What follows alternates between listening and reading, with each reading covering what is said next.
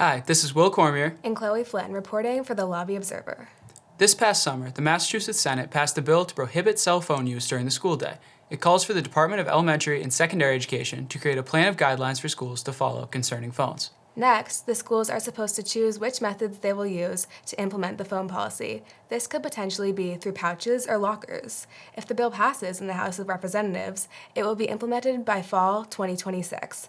Let's hand it off to Talia, interviewing a student on their perspective on phone policy. Hello, I'm here with Miam Staring discussing phone policies at our school. So Miam, what are your thoughts on the school's current phone policy?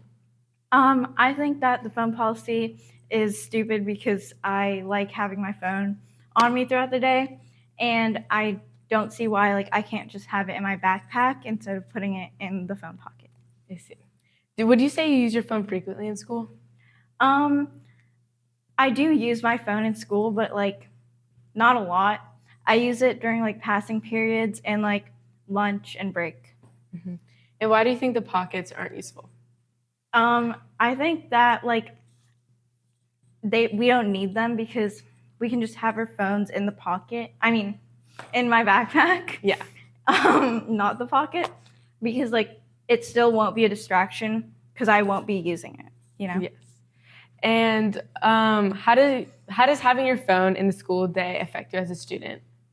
Well, it gets me through the day because I want to see who texted me, or I want to play Block Blast on my phone throughout the day. So, yeah. Thank you, Miam. Thank you, Talia.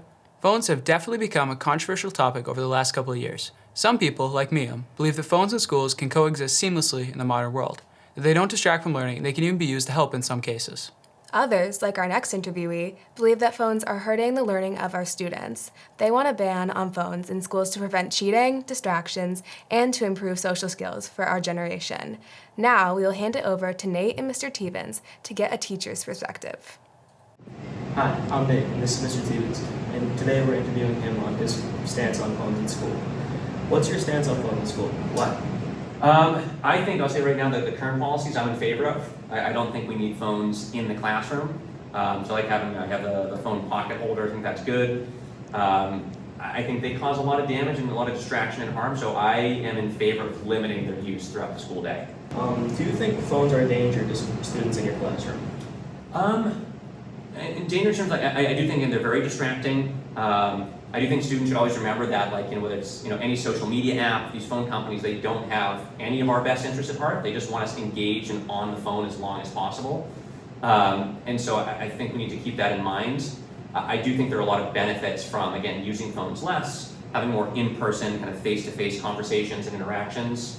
And then I think students will be hopefully pleasantly surprised by the way they feel without their phones as much. Yeah, I agree with that a lot. Are there academic ways to use phones in the classroom productively? I think there can be. For me personally, I don't use them at all in the class. To me, if everyone has their device, we'll use computers occasionally. I know there's, people can text on that, and there's a whole host of issues there. But personally, I'm trying to get back to as many kind of old school pen and paper, activities, readings, discussions as possible, just because I find it so much easier to keep everyone present and kind of locked in class. That does make a lot of sense. Well, thank you very much. Yeah, anytime. Thank you, Mr. Stevens. The conflict around phone use in school remains unresolved. The difference in outlooks make it unclear how technology will look in the classroom in the coming years.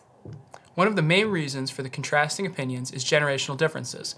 This has been Will Cormier And Chloe Flynn, reporting for the Lobby Observer from Westboro TV.